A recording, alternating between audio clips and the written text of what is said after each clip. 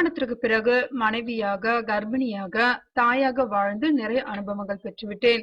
இப்போது மீண்டும் சினிமாவில் நடிக்கும் மனநிலைக்கு வந்துள்ளேன் என்று கூறியுள்ளார் நடிகை ஜெனிலியா. நடிகர் ரிதேஷ் தேஷ்முக்கை காதலித்து மணந்த ஜெனிலியா இப்போது குழந்தைக்கு தாயாகியுள்ளார். மீண்டும் நடிக்கவும் தயாராகி வருகிறார். இது குறித்து அவர் கூறுகையில், ஒரு குழந்தைக்கு அம்மா ஆன பிறகு எனக்குள் நிறைய மாற்றம். குழந்தைகளை பெற்றெடுத்து வளர்ப்பது எவ்வளவு கஷ்டமானது என்று இப்போதுதான் புரிந்ததா. இதன் மூலம் என் தாய் மேல் எனக்கு நிறைய மரியாதை ஏற்பட்டுள்ளதா.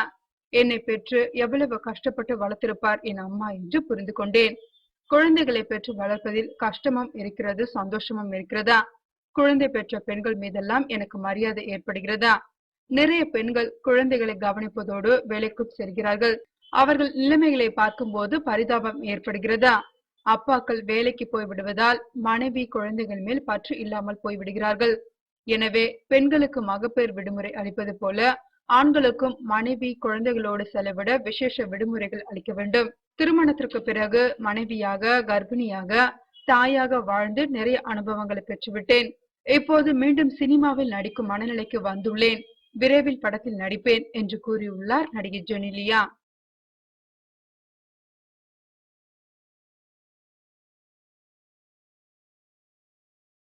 you